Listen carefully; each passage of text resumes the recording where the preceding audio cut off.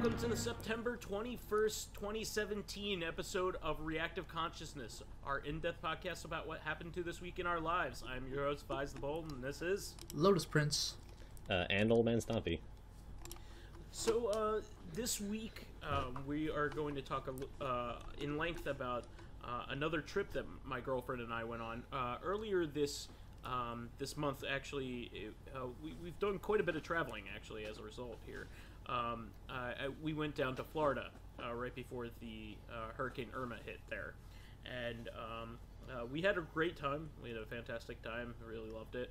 But we had an opportunity to go up to New York, and my girlfriend wanted to stay in a hotel in Times Square, so to have like a really nice view and everything. And we ended up staying at the Hilton there. We took a bus up from the town next to the town I live in, and it ended up being a very good way to go. So about half of our friend group, I would say, lives in New York, so we tried to sync up with people this time, and Minty Mitz and OldManStompy happened to be available, and we had a really great time. We hung out basically the whole time.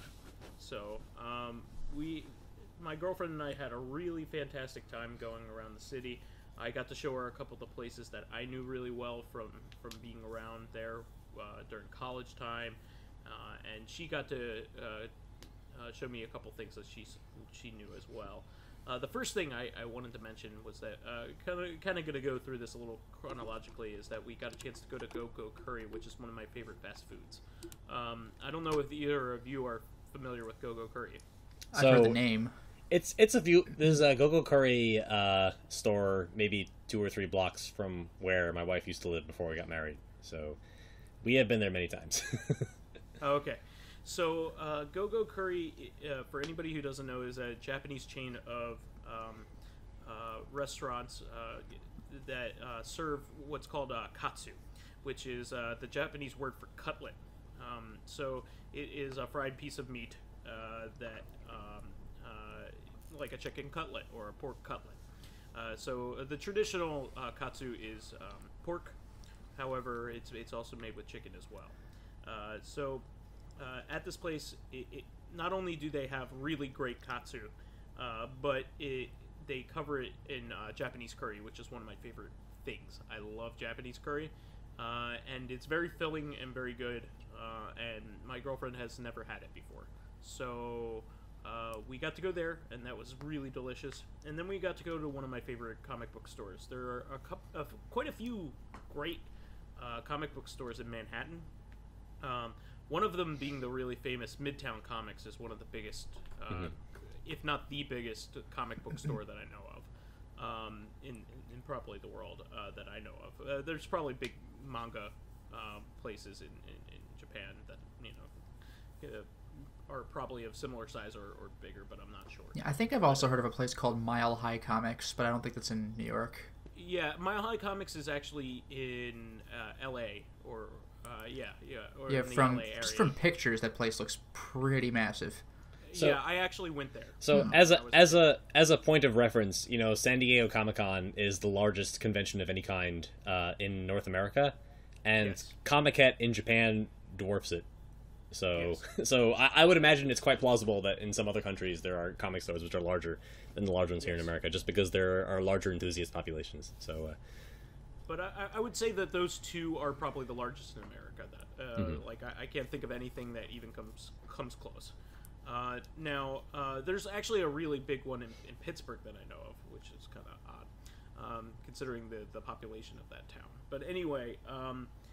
We ended up going to one that I like that's near the village called Forbidden Planet. And I absolutely love this one because I wanted to take her to...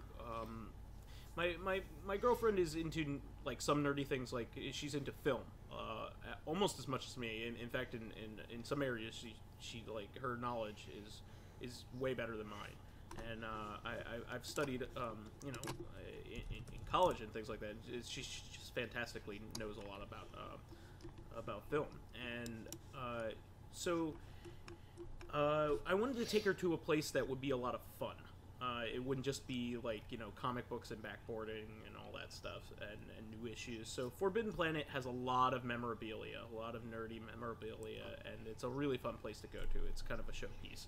So she had fun shopping for t-shirts there. She got a Rocky Horror Picture Show t-shirt. I got a Batman one because it was 2 for $30, so it was actually good pricing. Rocky Horror is nice and topical since it name drops the Forbidden Planet. So the t-shirt was of the lips, the famous lips in the Rocky Horror Picture, and in the opening theme song of Rocky Horror Picture Show, they name dropped Forbidden Planet, right? So oh, great. Well, there you go. And it's kind of topical because we were talking about Tim Curry earlier on CoreCon. Yep. So anyway, we had a really good time there. I picked up a bunch of trade paperbacks. So I'm a big Grant Morrison fan, and I had recently gotten rid of a lot of my single issues in order to free up space before I left my house when I moved. And so to replace them, I wanted to get some trade paperbacks because they're easier to store. So I got Grant Morrison's Action Comics run, which was his recent Superman run on the New 52 a couple of years ago. And I also got the Court of the Owls saga in Batman that's apparently really good by Snyder.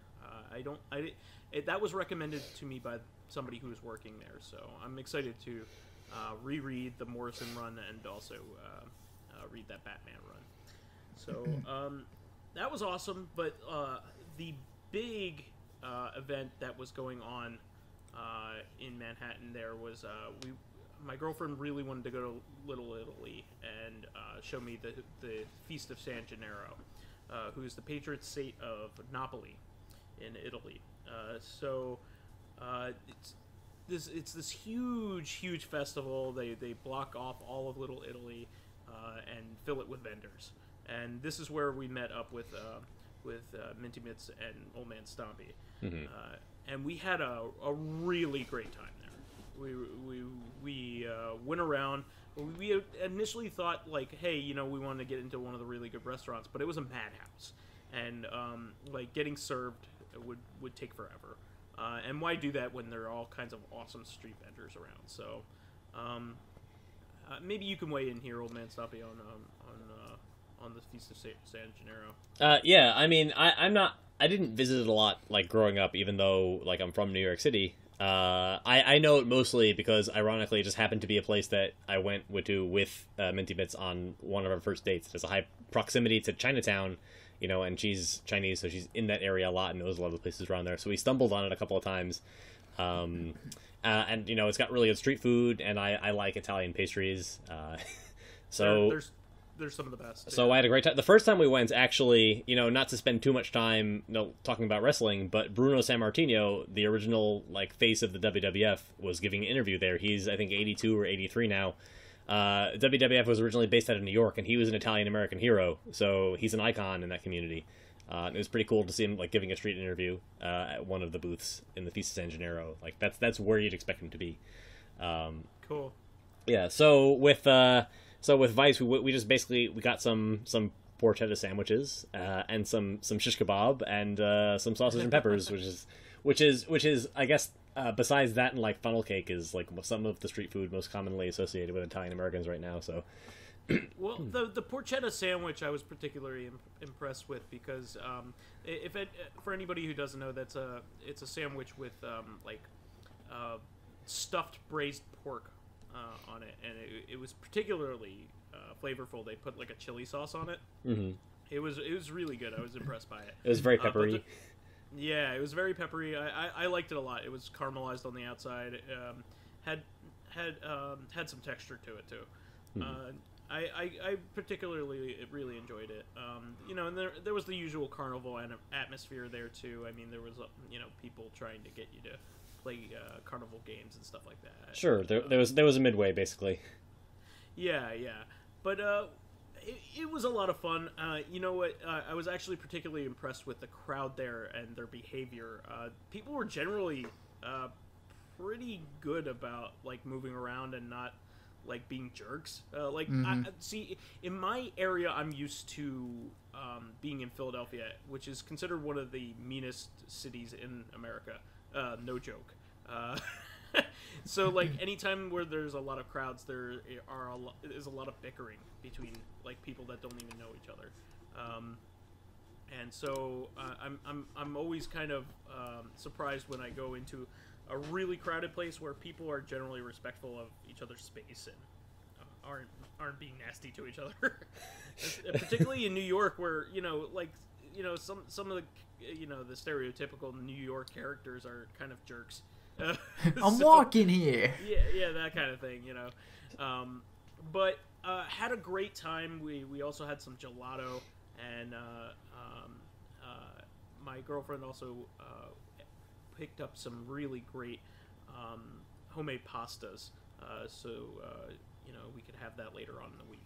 So I had a lot of fun doing this with you guys. It was a really nice double date thing that we really did, and I was very, very, very happy to have you guys along. We were happy to be there. So I remember when Mitz and I started going out like 5 years ago, a couple of our friends took us out on double dates to get us introduced into the group. Not that like Jen doesn't have enough of her own friends, not that she doesn't get along well with your friends, sure. But just to sit down on a double date with 2 other people to get to know them a little bit better and feel like you're part of the group. It's it's a rite of passage for when our group brings someone new, introduces us to someone they're starting a relationship with. It's important to us. Absolutely, and not only that, but like we, you guys have been introduced to her in a group context, but never on more of an intimate level, small group, where it was just the 2 couples, right? Like a 2-on-2, so situation. So it's always really cool to do that because that really solidifies, her connection to the group, because now she's not just intimate with the group, but individual members. So,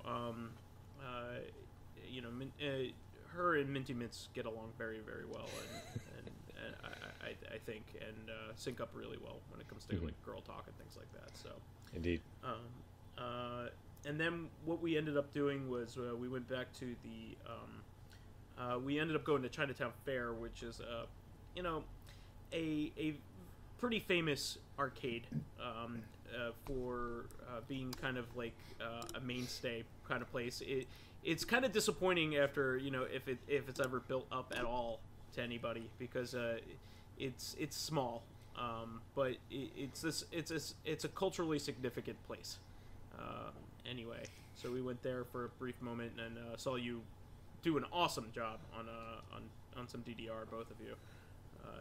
Are fantastic people. You were drawing a crowd. You were doing. Yeah, I like that it's not as central of an arcade as Round 1, because what I do is not very impressive by Round 1 standards, but by like Chinatown Fair standards, especially with a lot of random people drawn to the area as a result of Feast of San Gennaro. You get a nice audience.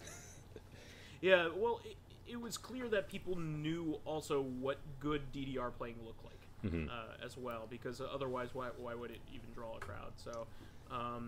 It was really neat. It was really cool to see that you and your element, because you're a fantastic player. So then we moved on to our hotel room, which is when we pretty much got to spend. We had basically just checked in there when we got there. So it was a beautiful room. It was on a corner room where we got to see. I believe it was Uptown. Was it? Yep. And we also had a view of the New Year's Eve ball as well, when it's not in use for that, but it's still lit up as an iconic piece of imagery. Right. So and got to see some really nice portions of the city, and we just hung out and Minty Bits played a little bit of Splatoon 2 and Binding of Isaac Afterbirth. Now that just solidifies that I love watching people play that game way more than I actually like playing it myself. Especially somebody who's good at it. Like she's very good at it. It's very obvious that she's played a lot of hours of it and knows what's what. Whereas I have no idea what she's picking up. So she'll be like, "Oh man, this is really good. This is a really good item." Yeah, that's kind of the fun and mystery of the game. Yeah, she had a really actually quite a good run on hard mode. That Oh yeah, had her getting like Daddy Longlegs very early in the that's a good one. yeah. That's So, really see good. what I mean? I didn't know what that was, but you Yeah. absolutely know what that is, and it's a very But by the very way, good here's power. the thing about the Binding of Isaac is that if you want achievements, you may as well just play the damn game on hard mode. The main difference between hard mode and easy is that you get a lot more drops, Coins like and stuff, way more yeah. opportunity for hearts and stuff like that on easy mode. Whereas hard mode, you eventually get used to how much you pick up. It just takes a bit. You can't go into a room and go, well, I'm gonna get hit 3 times, but that's okay. Like you have to really kind of just get used to how things work.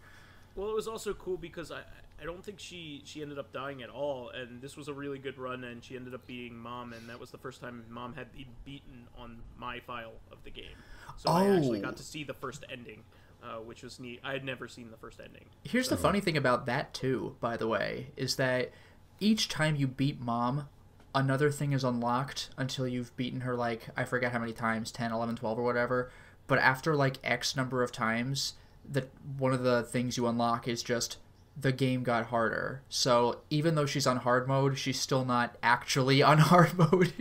So have fun knowing that. but like even beating Mom once unlocks like a bunch of new bosses and a couple more levels that extends the game. So like the joke that I made to her as we were going back to our apartment at the end of the night was that like Vyse still hadn't managed to beat level 6, but you managed to make the game even harder for him. So when that's the funny thing. Yeah, it's actually worse that she did that stuff for you. It's kind of hilarious. I don't have the processes all built up. If I recall, I also asked her like nobody's ever beaten Mom on this save file. Did you pick a new save file? And Vyse is just like, no, I'm not very good at the game. but then he tutored her in Splatoon 2, and it was obvious that he. And don't get me wrong, by the way, I don't want to downplay this. Like, it's still not painfully easy to get through Mom, like even on a very first playthrough. Like, it's not an easy game. I don't. She had a very lucky set of drops. Yeah. She also had the Holy Mantle and Brimstone, so it wasn't just that like. That's ridiculous. This was an absurd run. Yeah. That's like the best run ever. Yeah, so it was a pretty ridiculous run, and I recall like when I played the original Binding of Isaac, it was exhausting for me just to beat Mom and then Mom's heart twice, and then I put the game same down. Here. Like it's a hard game. And by the way, Vyse, I've gotten to Mom a bunch of times on the original version of the game, but or on the Rebirth version. Yeah, Vanilla Rebirth, yeah. But I've never beaten her. Oh, and by the way, Vyse, here's something kind of funny because like. For every achievement you unlock, there's an in-game like corresponding unlock. So like you actually did earn something. Sure. And one of the things you get is for beating the game with a character you don't have yet called the Lost. But the Lost, it cannot be hit ever or it dies. Like you can unlock the Holy Mantle for it, which means you are allowed to get hit exactly once in each room you enter. So like yeah, that's a pain in the ass. Yeah. Well, having said that, when she played Splatoon 2, she did actually a pretty fantastic job for never having played the game before, or any Splatoon game for that matter. She stumbled into the very first single-player boss, and ended up after a couple tries beating it, which was pretty neat to see. And I love that boss. That boss in Splatoon 2 is really fun. Yeah, that's a super fascinating game. The music is amazing. I'm compelled to. We'll probably buy it soon once we get situated in our new place. You know, I actually look forward to the upcoming. It'll be in January sometime, but I look forward to Awesome Games Done Quick 2018 because when whatever the Games Done Quick was for the year when the first Splatoon came out, the Splatoon run was I think my favorite run in that entire week-long marathon. The guy just handled it so well. It was such a skill-oriented run and not like exploiting glitches. And the guy himself was a good commentator. So I would love to see something like that for Splatoon 2. Yeah, I mean, Splatoon has the first one had a very nice one-player mode, and the second game follows suit. And the bosses are still really cool and weird.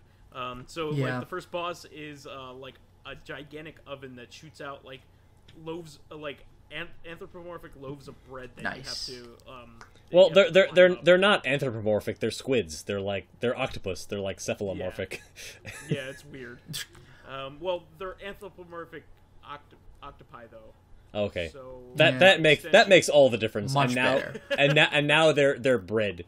By the way, Yeah. can I just mention, by the way, you might say they're bred to kill. By the way, I gotta give a quick little shout out to a bit of a missed opportunity. I know that calling it Splatoon 2 clearly indicates that it's the sequel. Splatoon. What? It's Splatoon. Yeah, Splat, the number 2, but no, but like the fact that you call it Splatoon 2, like, okay, it's the sequel to Splatoon, but at some point, man, they gotta come out with Splatalion. That'd be the best. So it should be two platoon, like Shadow Man, like the 2 in the place of the S. That seems like no, that's Two Splat, 2 Tune. Yeah, I was just gonna make a Fast and Furious. Yeah, Splatoon 2, like Ink Drift or whatever. Yeah, a drive-threer. But anyway, Fan 4-stick. Jeez, that's a callback. But anyway, after that, we ended up going to a really fun venue to catch a drink. We went to a place called The View, which is at the top of a Marriott, and essentially it's a rotating restaurant that goes around inside of the building there, and it rotates at 1 revolution per hour. So we caught a couple cocktails there, and had some really nice talks, and had some really nice conversation. That was a lot of fun. Not something I'd probably do again because it's pretty expensive, and only some of the parts were good looking from up there, which is kind of funny. It was a view, is what we were saying. Mm-hmm. Were you able to like easily leave the rotating restaurant at the end, or was it like Cube? So the Where's the exit? God damn it! We had to duck and roll. Yeah, you had to avoid the wire traps. Actually, the elevator down from the restaurant was harrowing. It's extremely fast, especially when you've had a couple of beers. Really? Yeah, no, it shoots down. It's Jesus. like a bullet train. It was actually pretty funny because we were there with this other we were the last ones out of the restaurant. It closed at 1:30 after we finished the Feast of Gen, San Gennaro, and Chinatown Fair. We came down with these 2 other women who like then proceeded to just ride the elevator up and down as we were walking out of the hotel. We could like carnival ride. we could hear them screaming like they were so happy. And just think, I could be paying for this at an amusement park. Yeah, it was pretty epic. I had a really nice bourbon and ginger drink. What did you have, old man? I had a cucumber infused cocktail. It was very refreshing. Those tend to be very gin, refreshing. right? Yeah, it was called the Around the World, I think. Not that I expect it to be a drink that's widely recognizable in bartending circles. Yeah. Just that it was pretty good, and considering I didn't think we were going to go straight to bed after that, it would keep me awake for a little bit longer, as opposed to putting me to sleep like most alcohol does. So, yeah, we had we drank a few, and they were pretty strong drinks. So we got the munchies, and the place we were at really didn't have like the best food situation. So we were on the search for chicken wings, and we were like, let's just go to the Banchan, which is an old favorite of ours. Lotus, I don't know whether you ever ate at the Banchan or No. were around at Duet 42 when we used to get Banchan, but it's Korean fried chicken wings. That sounds amazing. I definitely want to go next time. Amazing. They're a little different than the traditional buffalo wing in that the breading on them is sweet. Okay. And I guess it has honey in it or something. I don't know, but and it has like a sweet sauce on it. Sure. And it was excellent. My girlfriend loved them, and it was a really nice late night snack. Yeah. So that concludes the day there. It was a full day. It went very late. The next day, my girlfriend and I had promised her to take her to a place called Beard Papa's that I really like from my college days. So what it is it's a Japanese. I'm showing my inner weeaboo here with Koko Curry and Beard Papa's, but Not only do I like Japanese manga and anime and video games, but I like the food.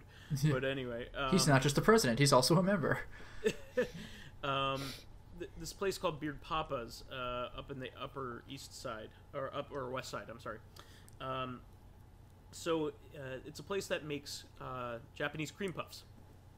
So we went there for breakfast, and this place is awesome. It's so good.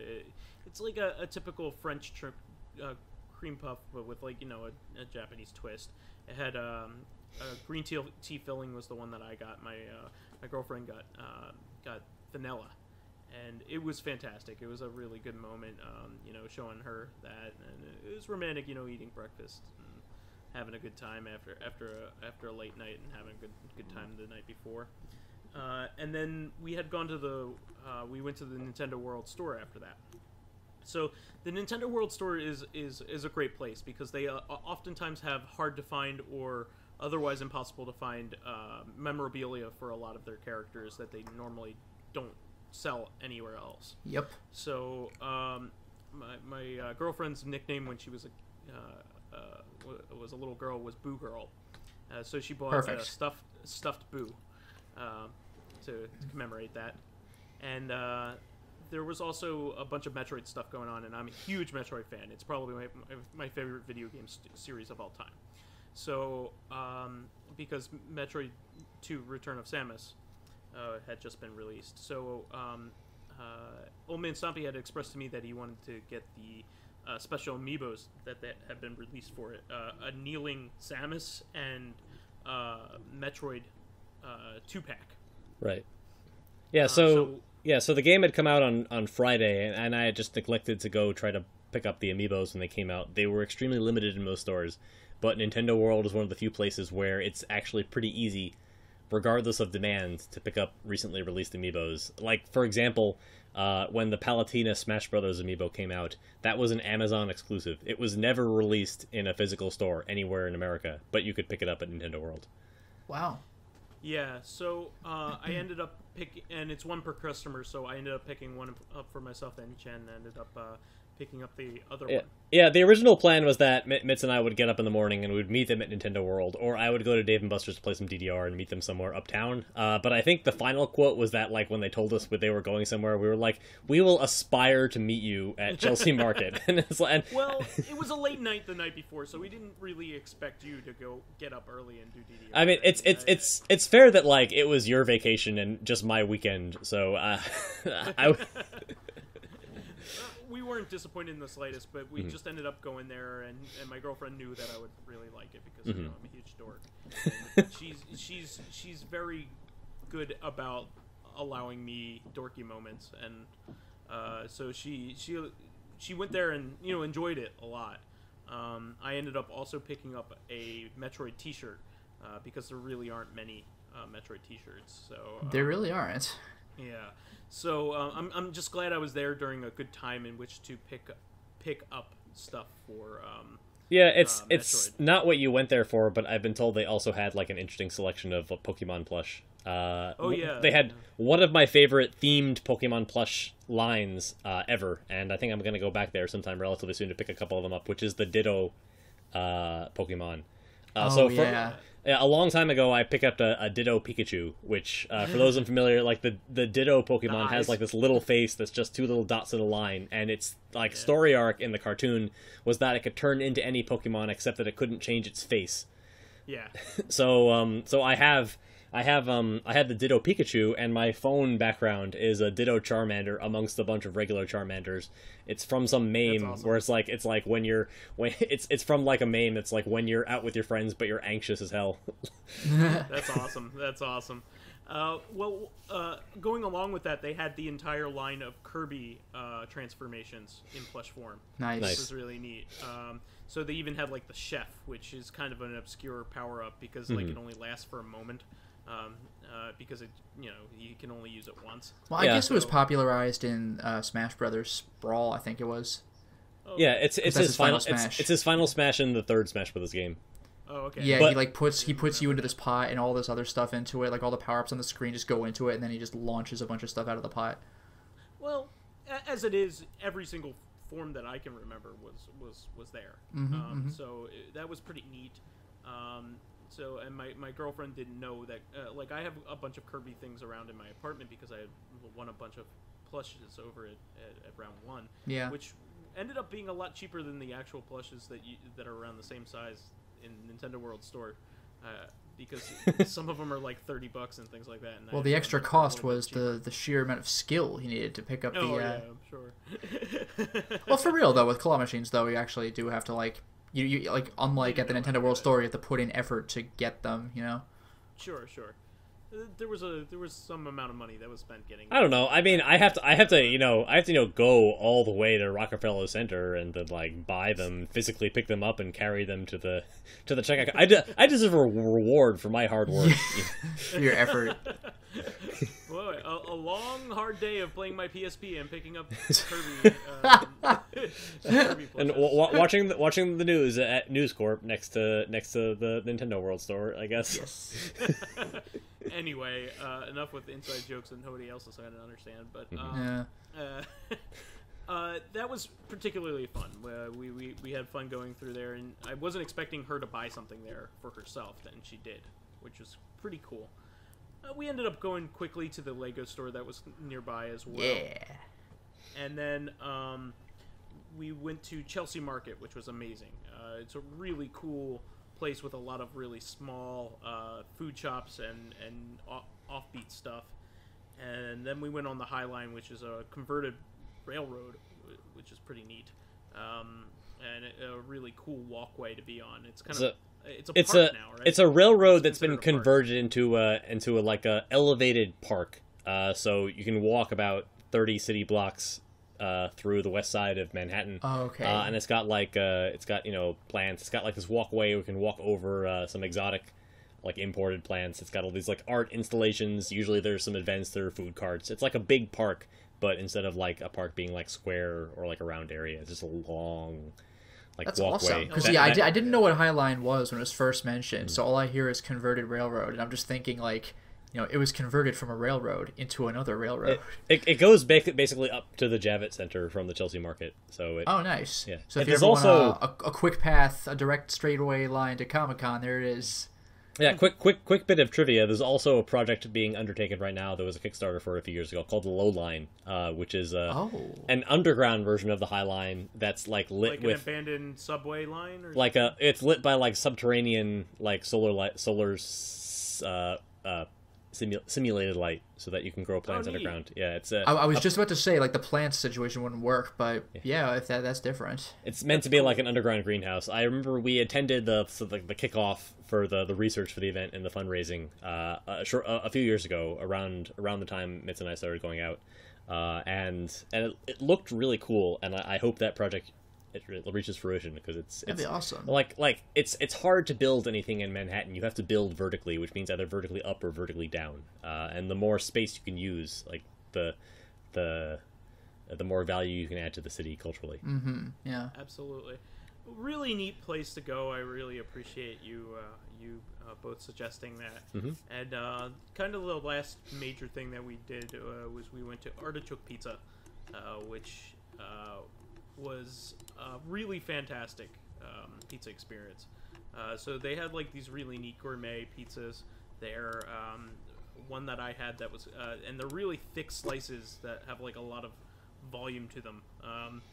And I ended up getting crab, margarita, and artichoke. Yeah, and artichoke. The signature. Yeah, and all three were fantastic. In fact, we had a couple slices when we came home, though I did kind of have some intestinal distress almost immediately after eating it.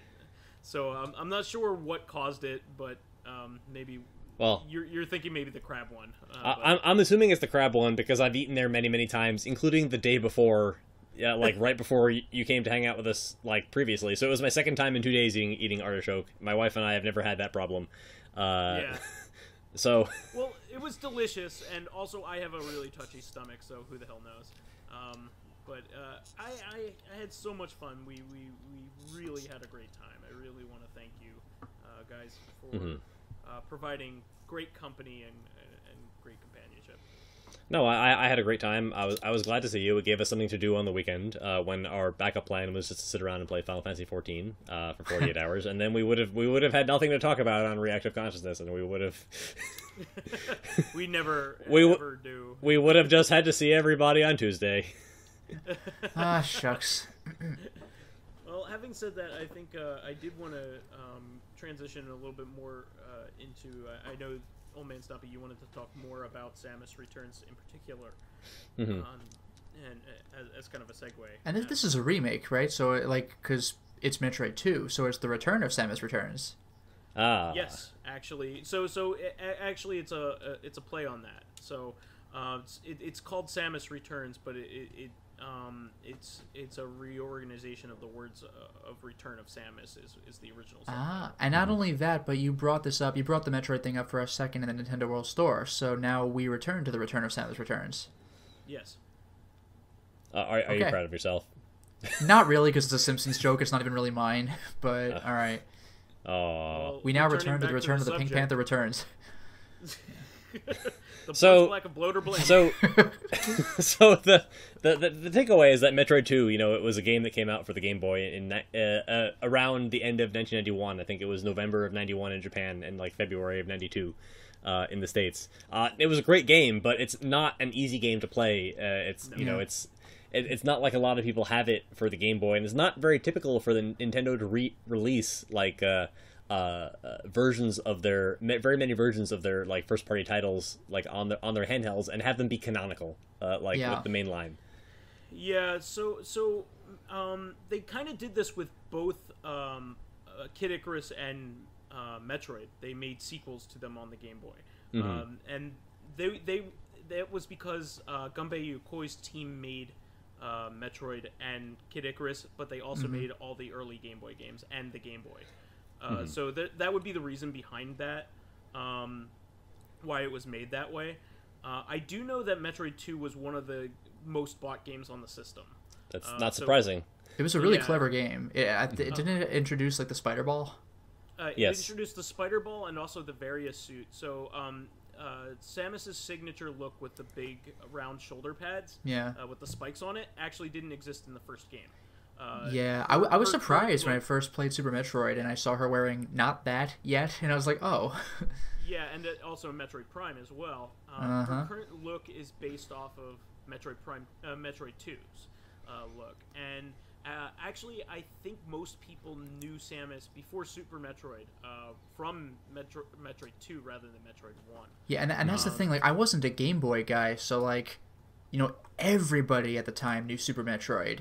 But like, if you didn't have a Game Boy, it's like, well, you remember at the end of the last game, you got to go save that one Metroid from last time, and I'm like, what last time? Metroid 1 didn't have this, and it's like this weird like other game. It's like if Kingdom Hearts ever refers to like Chain of Memories. It's like, oh, okay.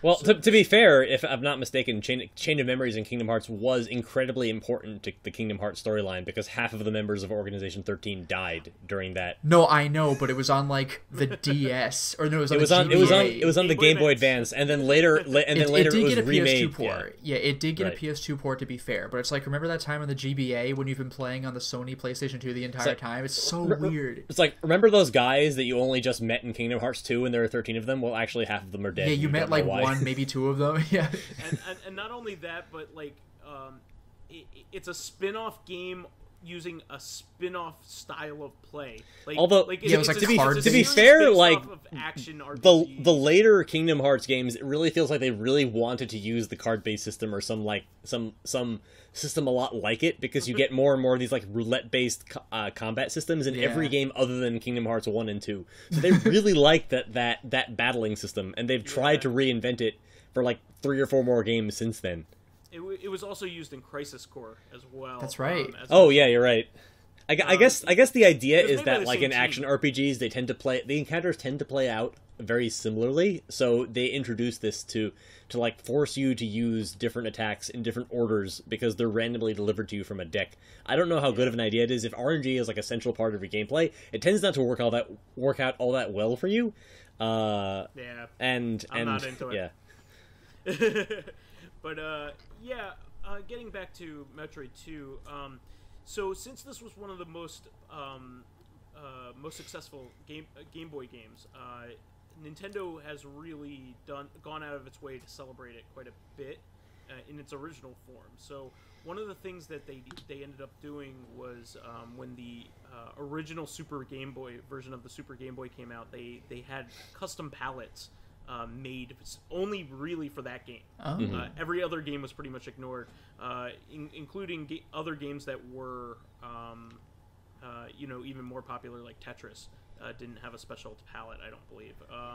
Like Mario Land did not have a special palette. Yeah, usually it was like just tweak settings until something looks good enough.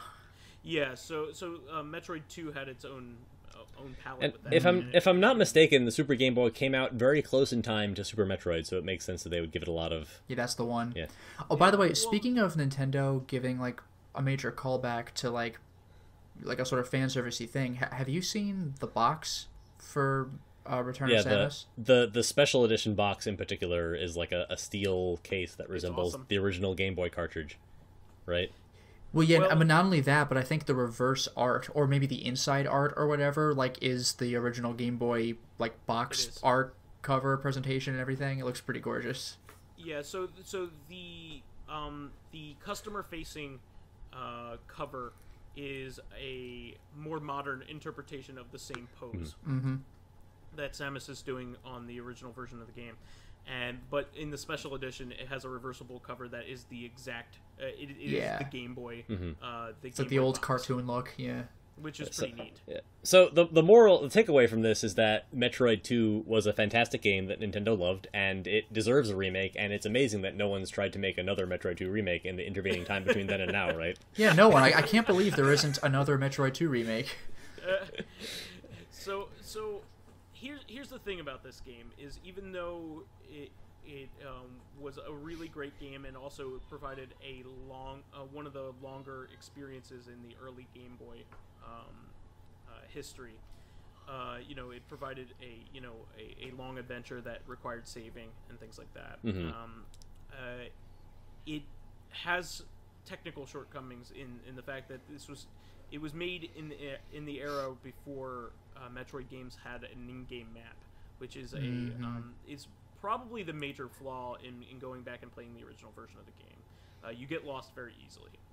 It's a little on the linear side, so it does try to combat that with that, but it's very easy to get lost in particular, not because you don't know where you're going, but also because of the proportions of the characters. Yeah. So, and in Metroid 2 in particular, I think unlike every other Metroid game there is, I mean, obviously you're gonna move around and fight bosses in every game, but with Metroid 2 in particular, you had X number of, what were they called, like Omega Metroids or whatever that you had to kill? They're Gamma, Sigma, and Omega. Yeah, so you actually have a tally. Like, it's you have Alpha, many... Gamma. It's Alpha, Gamma, Zeta, and Omega in that order. Yeah, so like you actually have like a hit list. You have this many bigger like Super Metroid. Well, you know what I mean, but like Super Metroids that you had to take out. And you said the game was more linear, so I don't know how easy it is to miss them. But I guess God help you if you do. So here's the way that the game is laid out. There are, unlike games in later on in the franchise, there's a lot less backtracking in this game. Okay.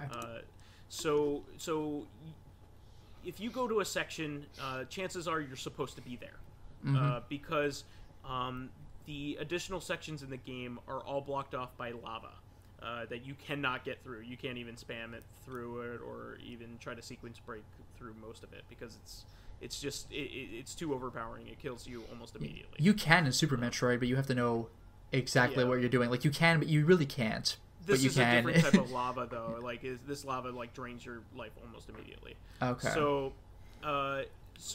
that having said that, you are directed to particular areas in which you can go, and each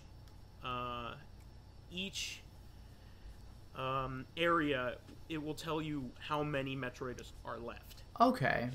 In the current area that you're in, and once you kill them all, it will unlock a new area and by draining the lava. Right, that helps a lot because I didn't realize it was area specific. I thought that it was like a game counter. That would have been rough.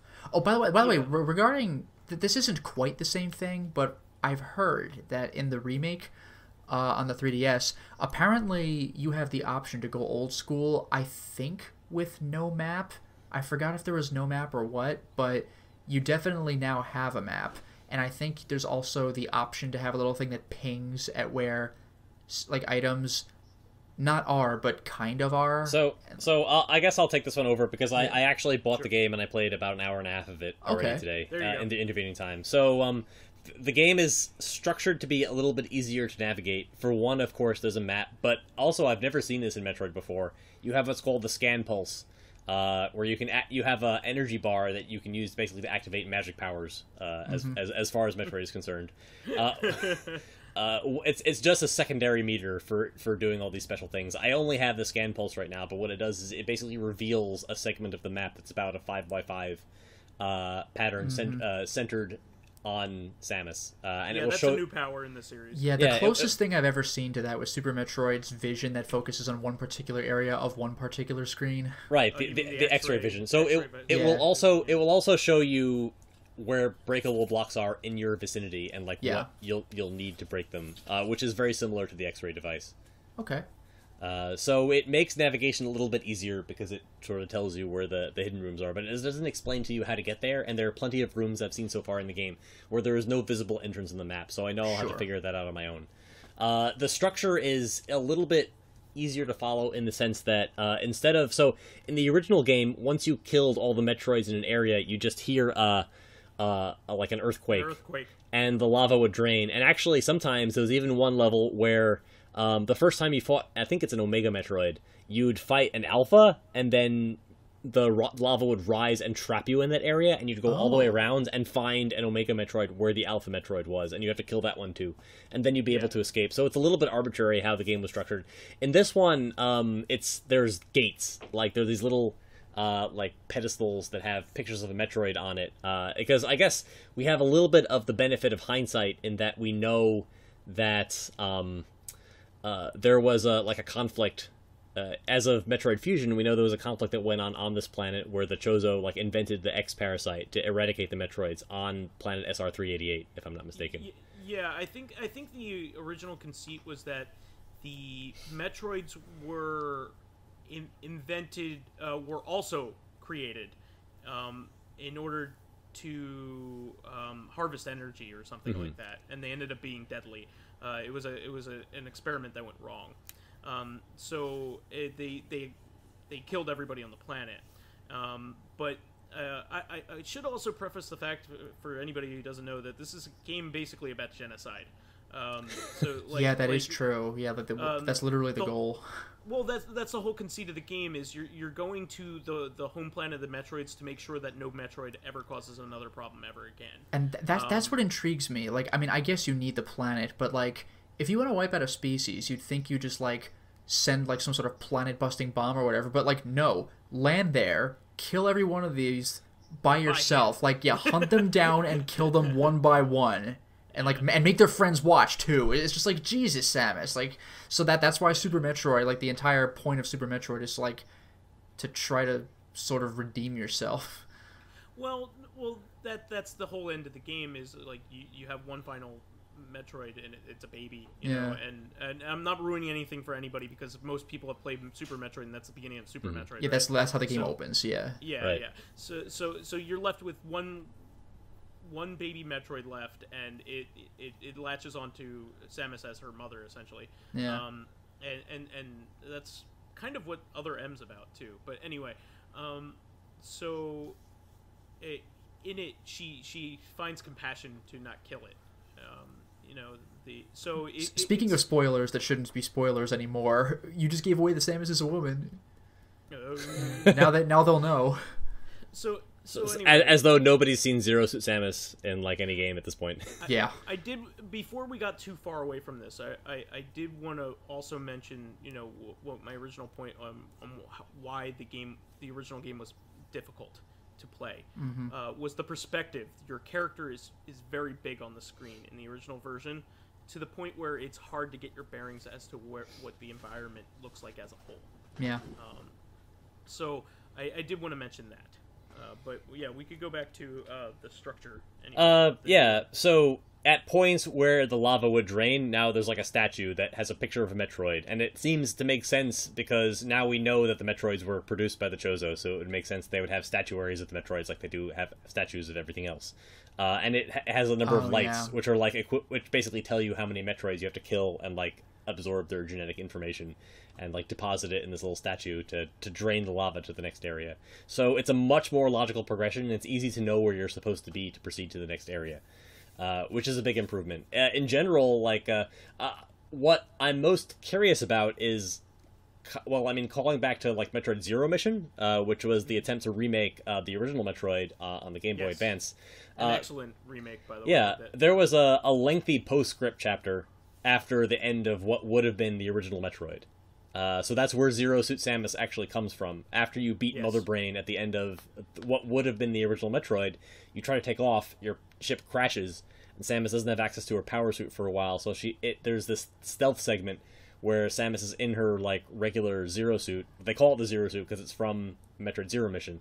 And she has to make it to a Chozo temple and reacquire all of her powers, including the gravity suit, which was never in the original Metroid. That's the upgraded version of the suit after the Varia suit. And then you basically get to run roughshod over the space pirates for the rest of the game. Oh yeah, you just like wreck them. It's very satisfying. It's so cool. So I'm curious what they will do, knowing that people kind of know the story of Metroid 2 already, and that Metroid Fusion builds on it to some extent. So here's the thing, is even though the old game is frustrating, if you actually know what you're doing, the game is short. Right. So they have to, in a modern context, gamers like to play games, even action games for up to 8 hours, 8 to 10 hours. Maybe up to 12, for a longer action game experience. So they have to have added different environments that weren't originally it's definitely a longer game. I've already been able to do some backtracking to pick up upgrades that probably didn't exist in the original game. I didn't have the original game's maps memorized or anything. I did beat it on the Game Boy, but I didn't internalize it very well. It feels more like Super Metroid, except that the mechanics are slightly different in combat. I mean, it's reminiscent, when they released Other M, it was almost like they were trying to make a God of War game starring Samus, where everything was very, reaction-based. And Metroid, the new Metroid 2 goes in that direction, because you have this, parry system where enemies charge at you, and you, swat them away. Melee for the first time I've ever seen melee in a Metroid game. Yeah, in the hour and a half or so I've played, it's tremendously overused. Basically every, combat that you have with every little thing in the game is that they come charging at you and you whack them to disable them and stun them, and then you shoot them with your charge beam. Even the Alpha Metroids attack in such a way. But the big improvement to me so far is that the Alpha Metroids that I've fought all have very subtle differences in their attack patterns, which did not happen in the original Metroid 2. Every Metroid attacked.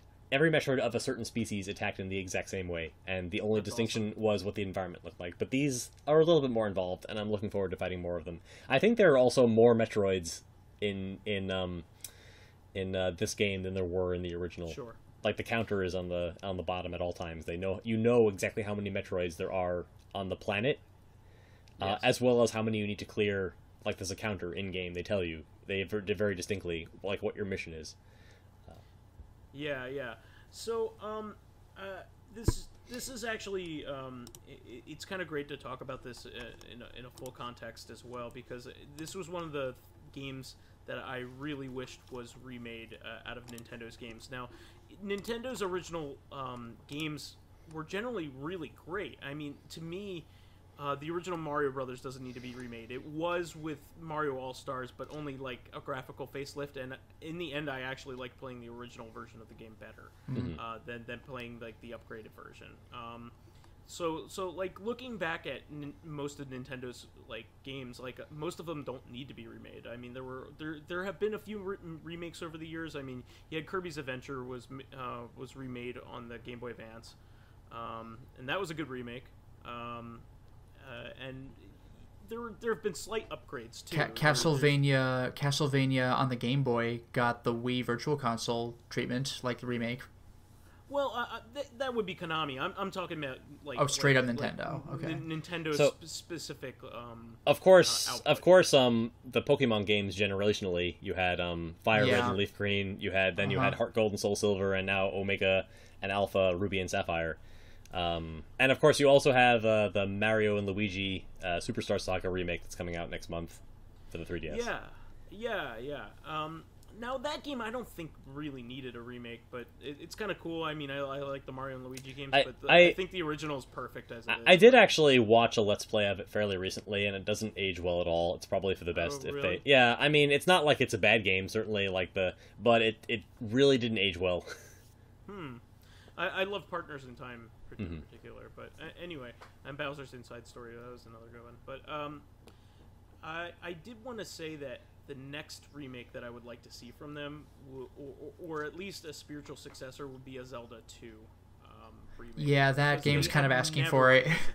They've never revisited Zelda 2 or the gameplay style of Zelda 2. I mean, they've taken inspiration from it. Like Ocarina of Time has a lot of references in combat, in particular, and also character names and village names. Yeah, I was going to mention the names in particular. And Link's Awakening also had like a large number of like random side-scrolling dungeon segments for some reason.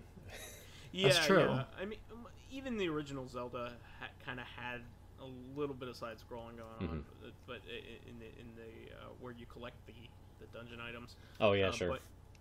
But yeah, you're right. But I still I like the guy who runs Conjac.org. He made Legend of Princess, which was a fantastic like fan level of what a contemporary pixel art Zelda 2 would be like. And that was really good. I remember this game. I was disappointed to learn that it was basically only one level with one boss. Yeah, and you could play it two different ways, which is kind of cool. But nice. I would like Nintendo to take a stab at it. Right.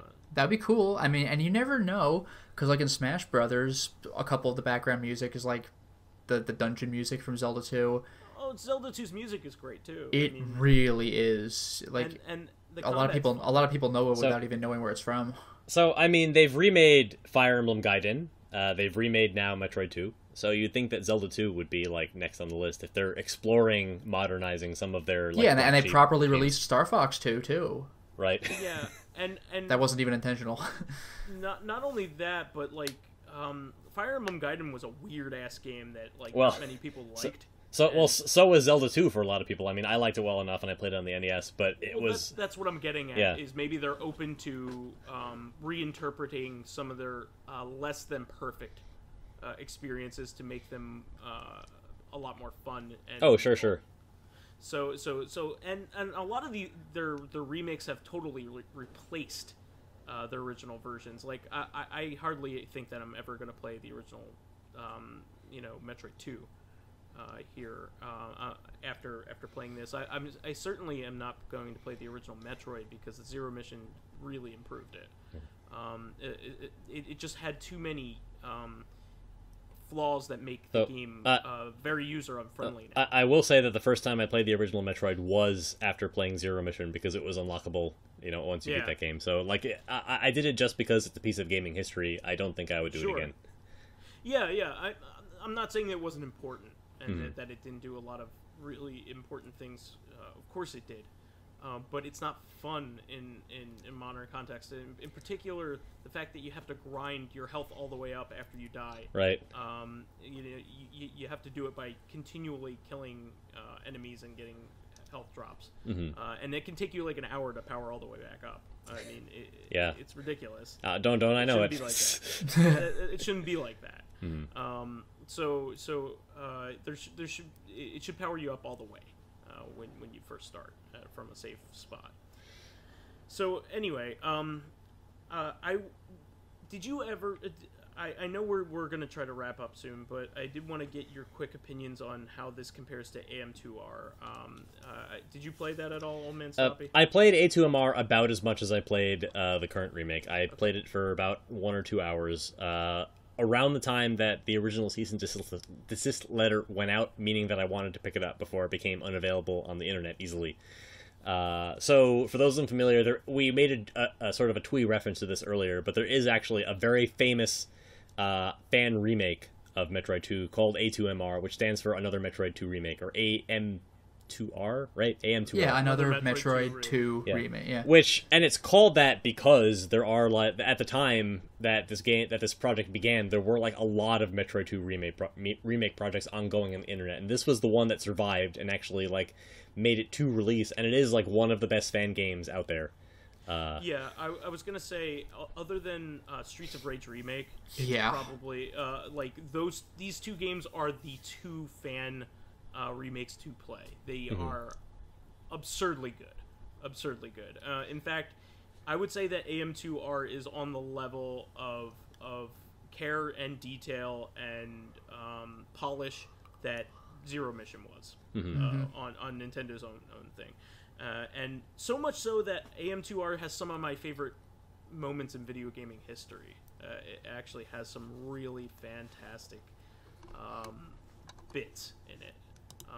It's a brilliant game.